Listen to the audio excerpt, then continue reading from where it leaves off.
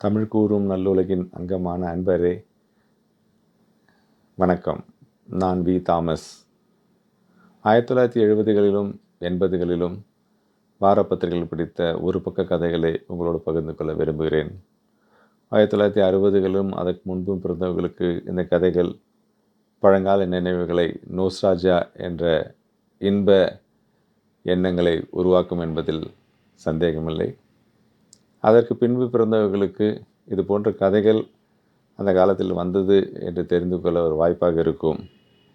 தொடர்ந்து இது போல கதைகளை நாம் சந்திக்கலாம், கேட்கலாம். நன்றி, வணக்கம். சாரங்கனும் ராமச்சந்திரனும் நெருங்கிய நண்பர்கள். கடந்த 2 வாரம் முன்பு வரை இருவரும் பள்ளி பருவத்திலிருந்தே இணைப்பிரியா நண்பர்கள். அப்போதே அவர்களுக்கு ஏதாவது வியாபாரம் செய்ய வேண்டும் என்று ஆசை. எனவே கல்லூரியில் பிகாம் எடுத்து படித்தார்கள். படித்து முடித்தவுடன் இருவரும் வியாபாரம் தொடங்க தீர்மானித்தார்கள். என்ன வியாபாரம் என்று யோசித்து கடைசியாக ஃபைனான்ஸ் கம்பெனி ஆரம்பிக்கலாம் என்று ஆரம்பித்தார்கள். நண்பர்கள், உறவினர்களிருந்து வைப்பு தொகையாக பணங்களை பெற்று சிறிது அதிகமான வட்டி வைத்து வியாபாரம் செய்து வந்திருந்தார்கள். வியாபாரம் நன்றாக சென்று கொண்டிருந்தது. இருவரும் திருமணம் செய்து கொண்டார்கள்.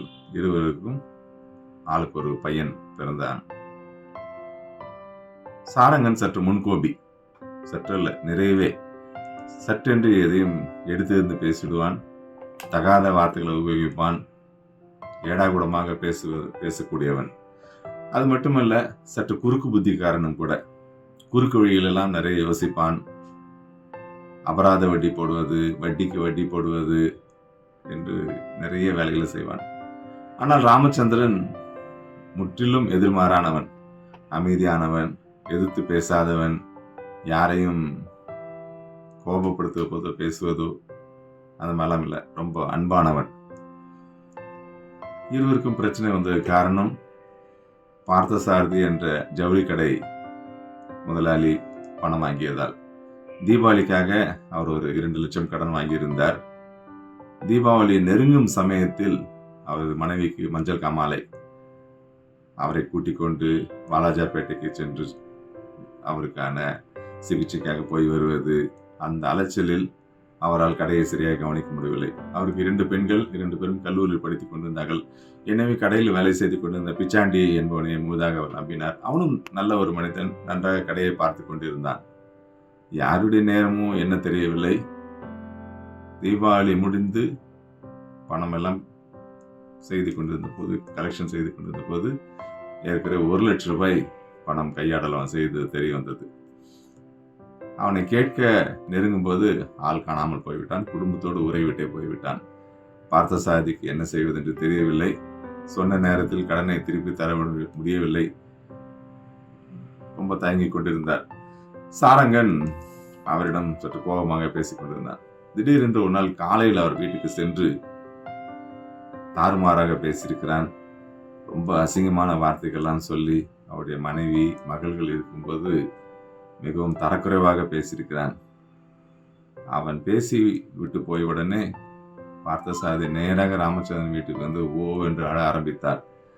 நான் எங்கே ஓடிவிட்டேன்? இங்கே தான் இருக்கிறேன். பணத்தை நான் தராமையா போயிட போறேன். ஏன் இப்படி சாரங்கன் என்ன பேசிட்டாரு? நான் முதல் வேலையை என் வீட்டை வித்துடுறேன். என் வீட்டை விற்றா எப்படியும் ஒரு 5 லட்ச ரூபாய் வரும். உங்கள் காசை கட்டிடுறேன் நான், வட்டியோடு உங்கள் காசை நான் கட்டிடுறேன் நான். அதுக்கப்புறம் நான் இந்த ஊரில் இருக்கிறதுக்கே எனக்கு விருப்பம் இல்லை. நான் எங்கேயாவது போயிடுறேன். ரொம்ப அழுதாரு. அவரை ராமச்சந்திரன் ஆறுதல் கூறி தேற்றி அவரை அனுப்பி வைத்தான். ஒரு 10 மணிக்கு ஃபைனான்ஸ் கம்பெனி திறந்தவுடன் நேராக சென்றான். சாரங்கன் ஏதோ கணக்குகளை பார்த்து கொண்டிருந்தான்.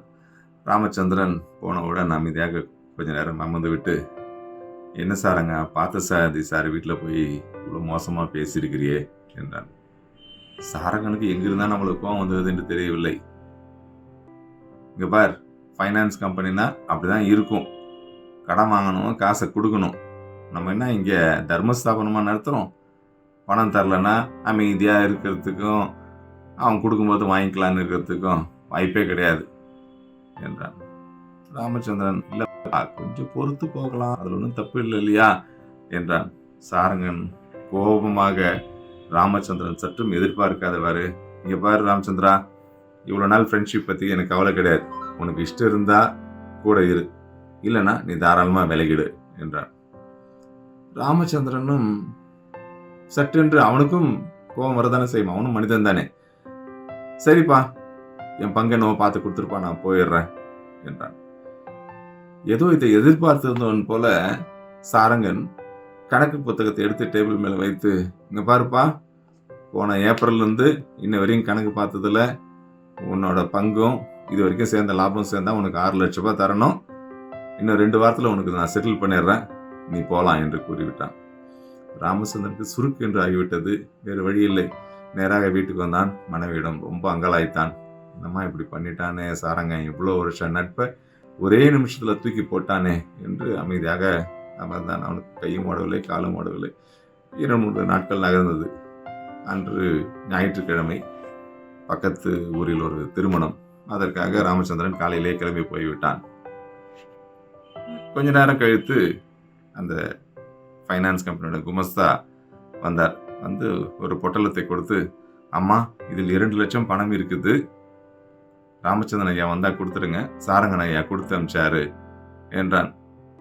ராமச்சந்திரன் மனைவிக்கு அந்த பணத்தை தொடக்கூட விருப்பம் இல்லை. அங்கேயே மேஜை மேலே வச்சிருப்பா என்றாங்க. அவன் வைத்து விட்டு போய்விட்டான். ராமச்சந்திரன் திருமணம் முடிந்து வந்து கொண்டிருந்தான். அவன் வரும் வழியில் அந்த ஃபைனான்ஸ் குமஸ்தா நின்று கொண்டிருந்தார். அப்படியே பதப்பதைப்போடு நின்று கொண்டிருந்தார். ராமச்சந்திரன் ஒன்றும் புரியவில்லை. சைக்கிளில் இருந்து இறங்கி, என்னப்பா ஏன் இங்கே நிற்கிற என்றார். ஐயா, சாரங்கன் ஐயா இவ்வளோ மோசமானதான் நான் நினைக்கவே இல்லைங்க ஐயா. ஏன்பா என்னப்பா ஆச்சு? என்கிட்ட காலையில் பணத்தை கொடுத்து உங்கள் வீட்டில் கொண்டு போய் கொடுக்க சொன்னார். நான் கொண்டு போய் அம்மா கிட்ட கொடுத்தேன். அவங்க அதை கையில் கூட வாங்கலை, மேஜை மேலே வச்சுட்டு போன்ட்டாருங்க. நான் அந்த பொட்டலத்தை வச்சுட்டு வந்துட்டேன். 2 லட்ச ரூபாய் இருக்குன்னு சொன்னார். நான் கொடுத்துட்டேன்னு சொல்கிறதுக்காக சாரங்கன் ஐயா வீட்டுக்கு வரேன். வாசலில் நிற்கிறேன். உள்ள ஒரு கரகரப்பான குரல் டெலிஃபோனில் பேசின்னு இருந்துச்சு. எனக்கு நல்லா தெரியுது அது சாரங்கன் ஐயா குரல் தான். ஆனால் குரலை மாற்றி பேசுகிறாரு. நான் உள்ளே போல நின்று கேட்டேன். அவர் சொல்லிட்டு இருக்காரு, ஐயா போலீஸ் ஸ்டேஷனுங்களா?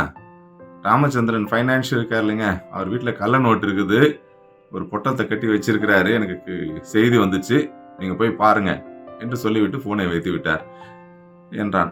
எனக்கு கையும் ஓடவில்லை, காலும் ஓடலை ஐயா, அதனால் தான் நான் உங்களை பார்த்து சொல்ல வேண்டும் என்று நீங்கள் வரும் வழியில் இவ்வளோ நேரமாக நின்று கொண்டே இருந்தேன் என்றான். ராமச்சந்திரனுக்கு வியர்த்து கொட்டியது. வேக வேகமாக சைக்கிளை நிறுத்தி கொண்டு வீட்டுக்கு வந்தான். வந்து சைக்கிளை அவனால் ஸ்டாண்ட் போட்டு கூட நிறுத்த முடியவில்லை. ஓரமாக சாய்த்து விட்டு ஓடிப்போய் கதவை தட்டினான். மனைவி கதவை திறந்தாள். மனைவியிடம் கேட்டான், எங்கே சாரங்கன் கொடுத்த பணம், எங்கே சாரங்கன் கொடுத்த பணம் என்று கேட்டான். ராமச்சந்திரன் அப்படி பதிப்பதிவாக கேட்டவுடன் மனைவிக்கு ஒன்றும் புரியவில்லை. ஏங்க என்னாச்சு என்னாச்சு என்றார். சாரங்கன் இவ்வளோ மோசமாக நான் நினைக்கவே இல்லைம்மா. பணத்தை கள்ள பணமாக கொடுத்துருக்குறான். பத்தாததுக்கு போலீஸ் ஸ்டேஷனுக்கார ஃபோன் பண்ணி சொல்லியிருக்கிறான். எந்நேரத்துக்கும் போலீஸ் வரும், என்ன பண்ணுறதுனே தெரியல. அந்த பணத்தை என்னவாவது நம்ம மறைச்சி எங்கேயாவது பண்ணிடணும். எங்கே பணம்ன்றார். நான் மேஜ் மேலே தாங்க வச்சுருந்தேன் அப்படின்றாங்க அந்த அம்மா. பார்த்தா பணம் அங்கே இல்லை. 2 பேரும் ஹாலெல்லாம் தேடுறாங்க. பதிப்போட வெளியே போனால் வெளியே வெந்நீர் அடுப்பு காஞ்சின்னு இருக்குது. அவங்களுடைய 4 வயசு குழந்தை அந்த பொட்டலத்தை பிரித்து அந்த ஒரு பணக்கட்டியாக நெருப்பில் போட்டு எரிச்சிட்டு இருக்கிறான். கடைசி கட்டு எரிக்கிறான். கடவுளே கடவுளே என்னை காப்பாற்று, தெய்வமே என்னை காப்பாற்றுன்னு ராமச்சந்திரன் வேண்டினே வந்ததுக்கான பலன் பதில் இது இங்கே கிடைத்து விட்டது. அந்த குழந்தை என்னவென்றே தெரியாமல் அவ்வளோ ஒரு நல்ல காரியம் செய்துள்ளது. இதுதான் குழந்தையும் தெய்வமும் ஒன்று என்று சொல்வார்கள். ராமச்சந்திரன் ஆளுக்கு வேர்வை துடைத்துக் கொண்டே வருகிறான். வெளியே வாசலில் அரவம் கேட்டது. என்னவென்று போய் பார்த்தால் 4 போலீஸ்காரர்கள் நின்று கொண்டிருக்கள். மடியில் கனமில்லை, எனவே வழியில் பயமில்லை. ராமச்சந்திரன் அவர்களை, வாருங்கள் ஐயா, உள்ளே வாருங்கள் என்று அழைத்தான். இந்த கதைக்கு குழந்தையும் தெய்வமும் ஒன்று என்று பெயர் வைக்கலாம். நன்றி நண்பர்களே, மீண்டும் சந்திப்போம்.